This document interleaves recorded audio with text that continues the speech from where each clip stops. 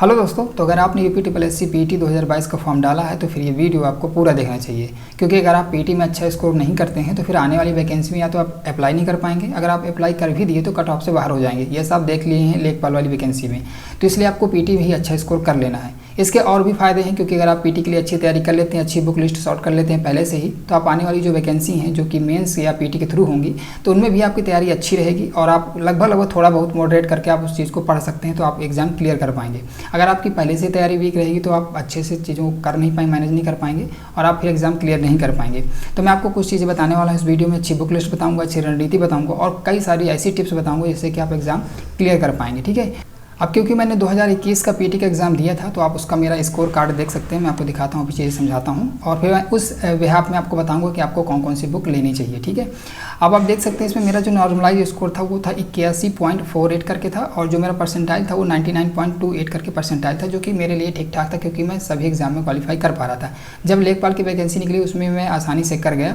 अब मैं बताता हूँ कि इसमें मैंने 100 क्वेश्चन अटैम्प्ट किए थे, टोटल क्वेश्चन मैंने अटैम्प्ट किए थे क्योंकि पेपर काफ़ी सिंपल था। और उसका एक रीज़न ये भी था कि 1/4 की जो माइनस मार्किंग थी इसमें रिस्क लिया जा सकता है, मैं ज़्यादातर रिस्क ले लेता हूँ। और मैंने 86 क्वेश्चन करेक्ट किए थे और 14 क्वेश्चन मेरे गलत हो गए थे। अब ज़्यादा गलत क्यों हो गए थे, इसका रीज़न ये था कि मैंने पिछले 5 से 6 महीने से पढ़ाई नहीं की थी, ये मैंने पिछले वीडियो में बताया था। तो कुछ मैं करंट अफेयर के जो 5 क्वेश्चन आते हैं वो मैं एक भी नहीं कर पाया, मतलब सभी गलत हो गए थे मेरे 5 क्वेश्चन करंट अफेयर के, क्योंकि जब 5-6 महीने से आप पढ़ाई नहीं करेंगे तो करंट अफेयर का कोई आपको नॉलेज रहेगा नहीं, कोई आइडिया रहेगा नहीं। अब क्योंकि जो करंट अफेयर आया था वो पिछला 3 से 4 महीने के ज़्यादा, 2 से 4 महीने के बीच का ज़्यादा आया था, इसलिए मेरे पूरे गलत हो गए थे। इसके अलावा 2 क्वेश्चन मेरे शायद जीके में गलत हो गए थे, हिंदी में 2 क्वेश्चन गलत हो गए थे, एक मेरा मैथ का गलत हो गया था, तो ऐसे करके टोटल 14 क्वेश्चन लगभग गलत हो गए थे। तो मैं ये मान के चलता हूँ कि अगर मेरे करंट अफेयर के 5 क्वेश्चन सही हो जाते और जो 2-3 क्वेश्चन मेरे कन्फ्यूजन में गलत हो गए जो कि मैंने पढ़ाई नहीं की थी, तो वो क्वेश्चन भी अगर मेरे सही हो जाते तो टोटल मेरे 8 क्वेश्चन सही हो जाते। तो अगर मैं इस तरह से जोड़ूँ, अगर 8 क्वेश्चन इसमें जोड़ दूँ तो ये मेरा 94 क्वेश्चन सही हो जाएंगे, सही। अगर मैं माइनस मार्किंग मान के भी चलूँ तो इसमें आप 90 प्लस मान के चल सकते हैं। तो 90 प्लस का मतलब है कि मेरे अच्छे खासे मार्क्स आ सकते थे। तो इसलिए मैंने इस बार टारगेट रखा है कि मैं 90 प्लस कम से कम मार्क्स सही क्वेश्चंस करके आऊँगा। इसके बाद क्योंकि ज़्यादा से ज़्यादा अगर स्कोर आपका रहता तो आप पूरी तरह से फ्री रहते हैं, आपको कोई टेंशन नहीं रहती कि यार मैं क्वालिफाई कर पाऊँगा या नहीं कर पाऊँगा, बिल्कुल सेफ जोन में आप रहते हैं। ठीक है, तो ये सारी चीज़ों को हम कंसीडर करते हुए मैं आपको कुछ ऐसी बुक लिस्ट बताऊँगा जो आपके लिए बहुत ज़्यादा यूजफुल होने वाली है। चलिए अब एक नज़र डाल लेते हैं पीटी के सिलेबस के ऊपर, क्योंकि अगर आप किसी भी एग्जाम की तैयारी कर रहे हैं तो अगर आप सिलेबस को अच्छे से समझ लेते हैं तो भी बहुत ज़्यादा आसानी हो जाती है कि आप उसमें अच्छी बुक चूज करेंगे। आपको समझ में आएगा कि कौन सा टॉपिक कहाँ से पढ़ना है और कितना इसमें स्टैंडर्ड आने वाला है क्वेश्चंस का। इससे आपको काफ़ी ज़्यादा पता चलता है कि पेपर का लेवल क्या रहने वाला है, कौन कौन सी चीज़ें आने वाली हैं। अनावश्यक पढ़ने से कोई फ़ायदा मिलने वाला है नहीं। ठीक है, तो चलिए समझ लेते हैं इसके थोड़ा सा पैटर्न को। आपको मालूम है कि इसमें 100 क्वेश्चंस आने हैं, तो 100 क्वेश्चंस का मतलब होता है कि आपको 100 में कोशिश करना है कि 100 क्वेश्चन करके आना है। ठीक है, और इसमें आप समझ सकते हैं 1/4 की माइनस मार्किंग है, यानी कि माइनस मार्किंग में आप रिस्क ले सकते हैं। इसका मतलब है कि अगर 4 क्वेश्चन आप गलत कर देते हैं तो आप 1 क्वेश्चन सही का भी अंक ले जाएंगे। तो ये तो आपको पता ही है पहले से भी, जिन लोगों ने पिछला वाला पीटी दिया है और जो लोग फ्रेशर्स हैं जो पहली बार दे रहे हैं वो इस चीज़ को अच्छी तरह से जान लें। 2 घंटे का समय रहता है। अब चलते हैं अपने सब्जेक्टिव पोर्शन पे। इस पर जाने से पहले हम समझेंगे एक चीज़ कि पेपर का लेवल क्या रहने वाला है। तो अगर आप इसका नोटिफिकेशन बड़े ध्यान से पढ़ेंगे तो उसमें आप पाएंगे कि इसका जो लेवल रहने वाला है वो 10th लेवल का रहने वाला है। 10th लेवल का मतलब होता है कि बेसिक, तो आप बेसिक चीज़ों को ज़्यादा अच्छे से कवर करेंगे। इसके अलावा जो स्टैंडर्ड चीज़ें होती हैं वो भी चीज़ें मैं आपको बताऊंगा कि वो चीज़ें कहाँ से पढ़नी है और कैसे पढ़नी है। उनके लिए मैं एक सिंगल बुक बताऊंगा जिससे कि आपको सारी चीज़ें कवर हो जाएंगी। ठीक है, अगर हम बात करें इसके पहले सेगमेंट की जो कि हिस्ट्री का पोर्शन है, हिस्ट्री को इसमें 2 भाग में डिवाइड किया गया है। पहला भाग होता है जो कि भारतीय इंडियन हिस्ट्री है। इंडियन हिस्ट्री को 3 भाग में डिवाइड कर सकते हैं आप, प्राचीन, मध्य और आधुनिक भारतीय इतिहास को। इसके अलावा आधुनिक भारतीय जो इतिहास है उसको हम 2 भागों में डिवाइड कर सकते हैं। इसमें किया गया हिसाब से मैं बता रहा हूँ, क्योंकि इसमें आप देखेंगे भारतीय राष्ट्रीय आंदोलन को अलग दिया गया है। इसके अलावा जो आधुनिक भारतीय इतिहास का जो राजपूत काल, सल्तनत काल, हालांकि सल्तनत काल तो आधुनिक भारतीय इतिहास का पोर्शन नहीं है, लेकिन मुगल साम्राज्य वगैरह या मराठा जो है ये आधुनिक भारतीय इतिहास में आता है। और ब्रिटिश राज का अभ्युदय एवं प्रथम स्वतंत्रता संग्राम जो कि 1857 की क्रांति वगैरह जो क्वेश्चन आते हैं ये आधुनिक भारतीय इतिहास से आते हैं।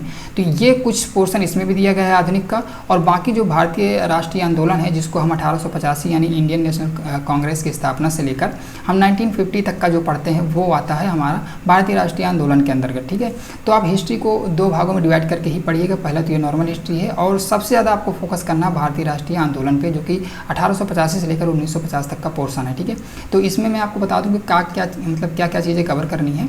देख सकते हैं आप इसमें स्वाधीनता आंदोलन के प्रारंभिक वर्ष वगैरह है, स्वदेशी एवं सविनय अवज्ञा आंदोलन, यानी महात्मा गांधी से रिलेटेड जो भी चीज़ें हो सकती हैं, चाहे वो आंदोलन हो या कोई और भी एक्टिविटी हो, वो सारी चीज़ें आपको कवर कर लेनी है। क्रांतिकारी आंदोलन तथा उग्र राष्ट्रवाद, ये तो सब आपका कवर हो जाएगा 1885 से लेकर 1950 तक का, ये सब आपको लूसेंट में मिल जाएगा।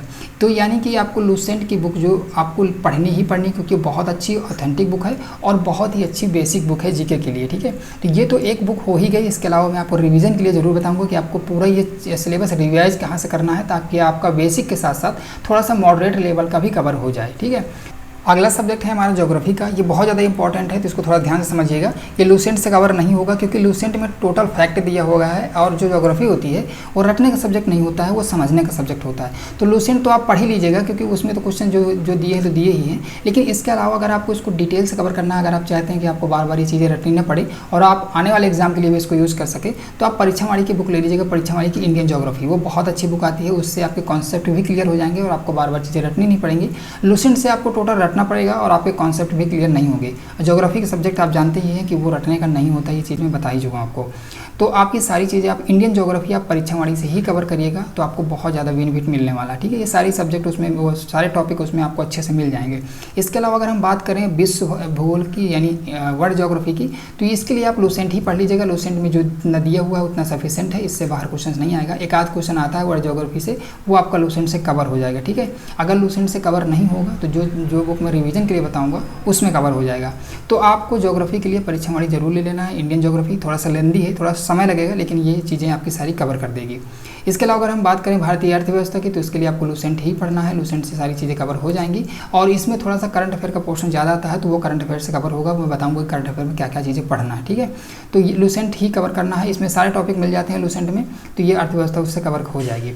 अगर हम बात करें भारतीय संविधान एवं लोक प्रशासन की, तो जितनी भी लूसेंट में पीछे पॉलिटी दी हुई है, तो वो सारी आपके लिए सफिशिएंट है, उससे आपको बाहर नहीं पढ़ना, ठीक है। तो लूसेंट में जितनी भी पॉलिटी दी हुई है वो सफिशिएंट है, उतना ही पढ़ लेना, बहुत ज़्यादा टॉपिक नहीं दिए गए हैं, तो ये इतनी पर्याप्त है आपके लिए, ओके। अब बात करें सामान्य विज्ञान की, तो सामान्य विज्ञान के आपके पास दो ऑप्शन है। या तो आप चाहें तो लूसेंट की ही जो पीछे साइंस दी रहती है आप उसको पढ़ सकते हैं, या तो लूसेंट की ही स्पेशल जो साइंस की बुक आती है वो ले सकते हैं। मेरे हिसाब से पीटी के लिए जो लूसेंट जीके की जो साइंस दी रहती है वो पर्याप्त है। फिर भी अगर आप चाहते हैं कि आप आने वाले एग्जाम को ही अगर मद्देनजर रखते हैं, तो फिर आप लूसेंट की साइंस वाली बुक ले लीजिएगा, जो सेपरेट बुक आती है लूसेंट की।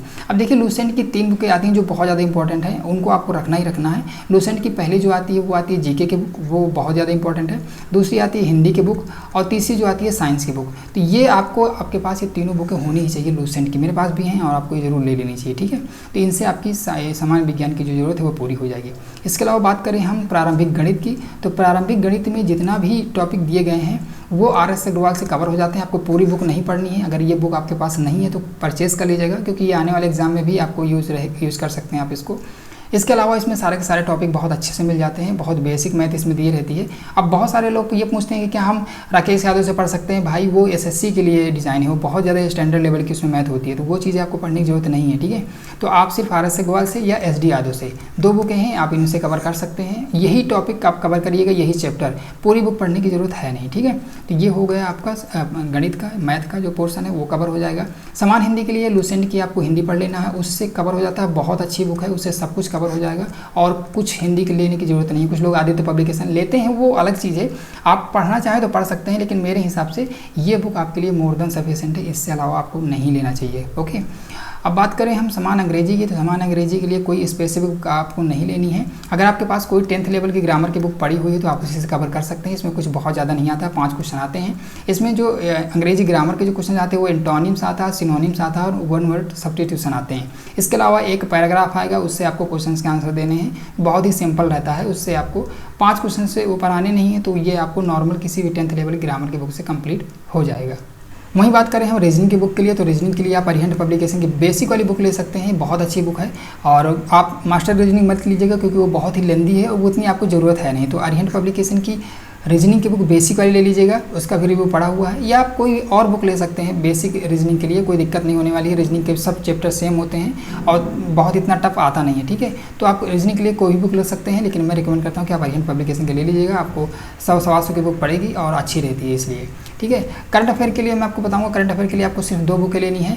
पहली तो आपको लेनी है एडिटोरिया की जो ईयरली मैगजीन आती है, या अगर एडिटोरिया की नहीं मिलती है तो आप प्लेटफॉर्म की ले सकते हैं, ठीक है। तो प्लेटफॉर्म की ईयरली मैगजीन आती है करंट अफेयर की, वो बहुत अच्छी रहती है। इसके अलावा यार एडिटोरिया की जो ईयरली मैगजीन आती है वो भी बहुत अच्छी रहती है। दोनों में से आप कोई एक ले सकते हैं, दोनों लेने की जरूरत नहीं है, या तो प्लेटफॉर्म और या तो एडिटोरिया, ठीक है। दोनों में से एक, मैंने दोनों पढ़ रखी है, दोनों बहुत अच्छी हैं, लेकिन अगर मैं रिकमेंड करूं तो आप एडिटोरिया ले लीजिएगा, ये ज़्यादा बेटर रहती है।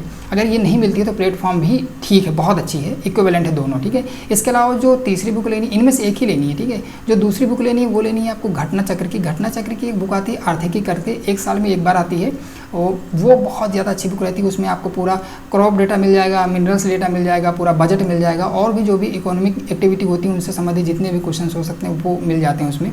तो बहुत अच्छी बुक रहती है। तो आर्थिकी करके आती है घटना चक्र की आर्थिकी, तो वो बहुत अच्छी बुक है, तो वो आप ले लीजिएगा, बहुत अच्छी बुक है। इसलिए मैं इनसे आपका जो करंट अफेयर का जो पोर्शन है वो कवर हो जाएगा, और आर्थिकी वाले से थोड़ा थोड़ा जो इकोनॉमिक्स में जो क्वेश्चन आते हैं वो भी आपके कवर हो जाएंगे, ठीक है।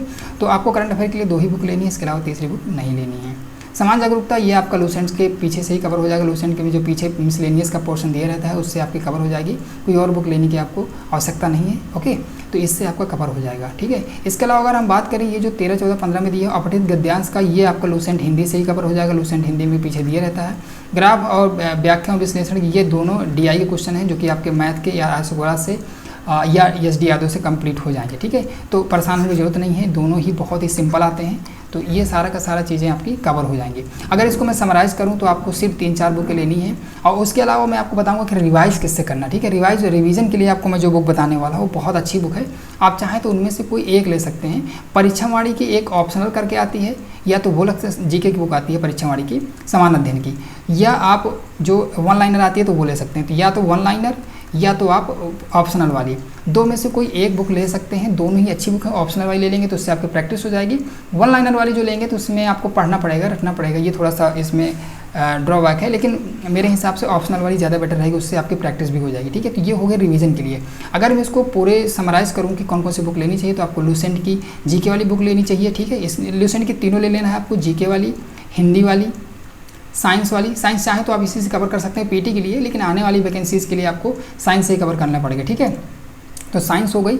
इसके अलावा अगर हम बात करें परीक्षावाणी की ज्योग्राफी की बुक लेना है आपको, और एडिटोरिया की करंट अफेयर लेना है, ठीक है, करंट अफेयर। इसके अलावा घटना चक्र की आर्थिकी लेना है, आर्थिकी। और इसके अलावा जो बुक लेनी है वो लेनी परीक्षावाणी की ऑप्शनल या तो 1 लाइनर, जिससे कि आपकी सारी चीज़ें कवर हो जाएंगी। अब बात करें रीजनिंग की, तो रीजनिंग के लिए आपको लेनी है अरिहंत पब्लिकेशन की, और मैथ के लिए लेनी है SD यादव या तो RS अग्रवाल, ठीक है। तो इतनी बुकें आपको लेनी, इतनी बुक से आपका ये PT तो कवर हो ही जाएगा, साथ में आने वाली जो मेंस की वैकेंसी होंगी, जो आने वाली वैकेंसी है PT के थ्रू, वो भी कवर हो जाएंगे। उनके लिए भी कोई और बुक लेने की आपको जरूरत है नहीं है। इसमें आपका UPGK नहीं आने वाला है, तो UPGK के लिए परेशान मत होइएगा, UPGK आपको नहीं पढ़ना है इसमें, क्योंकि PT में UPGK नहीं आता है। इसके अलावा जो भी वैकेंसी आएंगी उनमें UPGK आता है, ठीक है। तो ये इतनी जो बुकें मैंने बताई है वो मोर देन सफिशिएंट है। और ये बुक लिस्ट आपको कैसी लगी मुझे कमेंट में जरूर बताइएगा। और ये पूरा वीडियो देखने के लिए आपका धन्यवाद। अगर ये वीडियो पसंद आए तो फिर चैनल को सब्सक्राइब जरूर कर दीजिएगा, ताकि हमें मोटिवेशन मिल सके। धन्यवाद।